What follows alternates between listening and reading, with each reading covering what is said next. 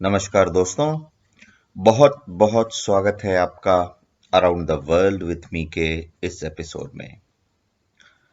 आज हम आपको लेकर चलेंगे रोम के कोलोसियम। और रोम का कोलोसियम एक मैसिव स्टोन का एम्फी थिएटर है जिसको 70 to 72 AD में वहां के राजाओं द्वारा बनाया गया था। रोम की बात करें तो ये ऑलमोस्ट एक इटली के सेंटर में है और कोस्टल रीजन है इसका। रोम पहुंचने के लिए इंटरनेशनल फ्लाइट्स अवेलेबल हैं रोम के लिए, और रोम एक कन्वीनियंट रेलवे स्टेशन भी है। रोम को फ्लेवियन डायनेस्टी के राजाओं द्वारा 70 से 72 एडी के बीच इसको बनाया गया था। इसका एस्टैब्लिशमेंट इस वक्त किया गया था।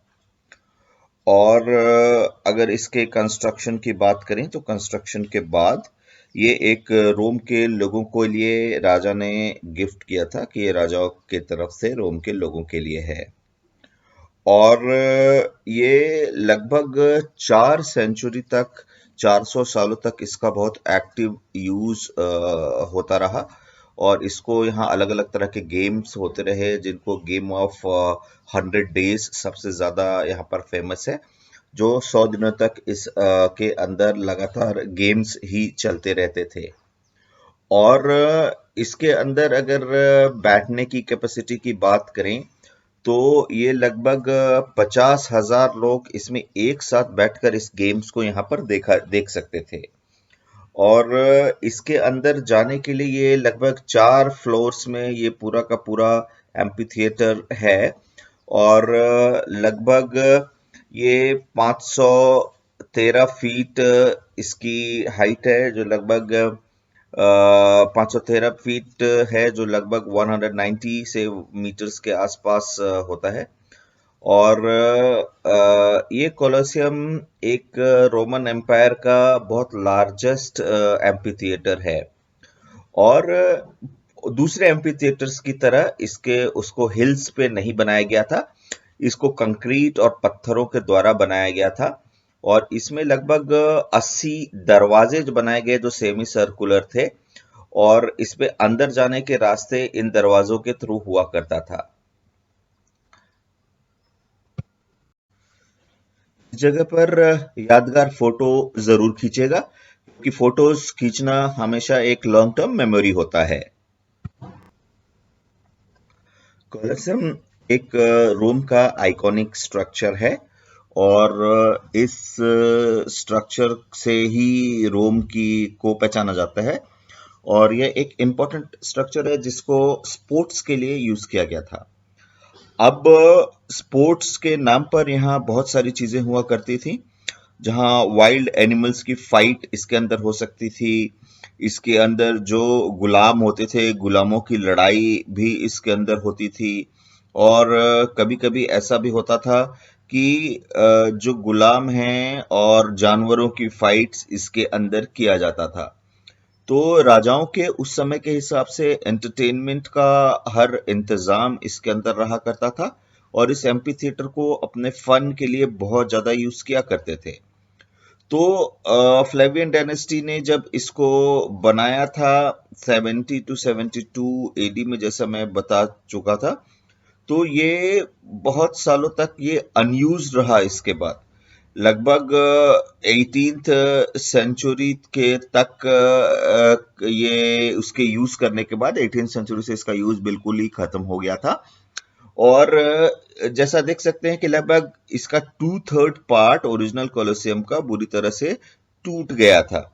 तो ये टूटा हुआ भी स्ट्रक्चर बहुत ज्यादा इसको रिपेयर करने की कोशिश नहीं की गई, इसको इसी शेप में रखा गया था।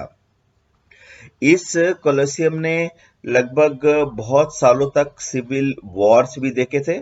और सिविल वॉर के दौरान एक बार 81 to 96 एडी में इसको रोमन कोर्ट जैसा भी बनाया गया था। मतलब राजाओं का इसके अंदर दरबार लगाया करते थे। और जो भी पनिशमेंट हुआ करता था और राजा जो भी अपने फैसले किया करते थे, इसी जगह पर सारे प्रजा के सामने ही फैसले किया करते थे। इसके कंस्ट्रक्शन की बात करें तो जैसा कि आप देख सकते हैं, यह एक ब्रिक से बनाया हुआ स्ट्रक्चर सा दिखता है। और इसके बाहर के केवल वॉल को अगर बात करें तो बाहर के वॉल को बनाने के लिए लगभग 100,000 1 लाख क्यूबिक मीटर स्टोन की जरूरत पड़ रही थी। और इसको बिना मोर्टार के इसको आयरन क्लैंप के साथ लगभग 300 टन आयरन क्लैंप लगे थे। तो लगभग 300 टन आयरन क्लैंप के साथ इसको जोड़ा गया था। लेकिन इतना करने के बाद भी क्योंकि ये स्ट्रक्चर बहुत पुराना हो गया, over the centuries the structure has been here, so बहुत बड़ा हिस्सा इसका टूट गया था। अर्थक्वेक के साथ भी ये बहुत बड़ा स्ट्रक्चर इसका टूट करके गिर गया था, जिसको हटा दिया गया है बाद में। तो इस सर्वाइविंग पार्ट जो इसका है और इसका जो फसाद है और जो सर्वाइविंग पार्ट है वो 3 अलग-अलग स्टोरीज में है। और इसके अंदर भी हम आराम से प्रवेश पा सकते हैं, इसके अंदर जा सकते हैं। जब इसके अंदर हम जाएंगे तो इसके अंदर अलग-अलग लोगों के बैठने की जगह अपने को दिखती है। और अलग-अलग जगह ये एक स्टेडियम जैसा स्ट्रक्चर है, जिसके अंदर अलग-अलग जगह के लोगों के बैठने की स्ट्रक्चर भी बहुत अच्छे से दिखती है।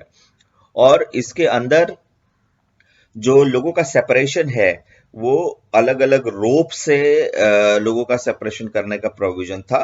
मतलब जितने इंपॉर्टेंट लोग हों वो अलग जगह पर बैठें और जो साधारण लोग हों उनके बैठने की जगह अलग जगह थी। तो जितना ज्यादा ह्यूज क्राउड उस वक्त इसको आता था इस जगह पे, तो उसको मैनेज करना भी उस वक्त के हिसाब से बहुत ही ज्यादा इम्पोर्टेंट था।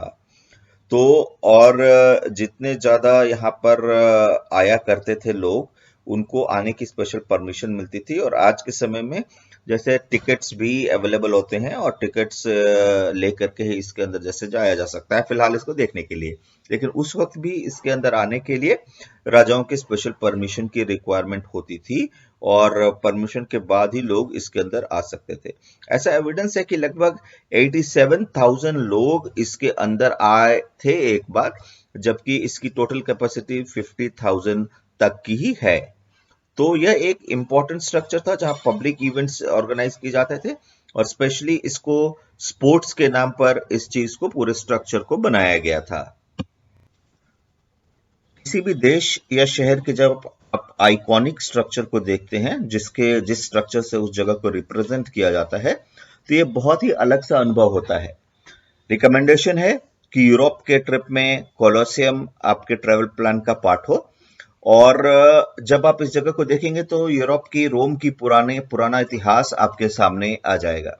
दोस्तों, एंजॉय वेल। मिलते हैं अगली बार किसी और एपिसोड में।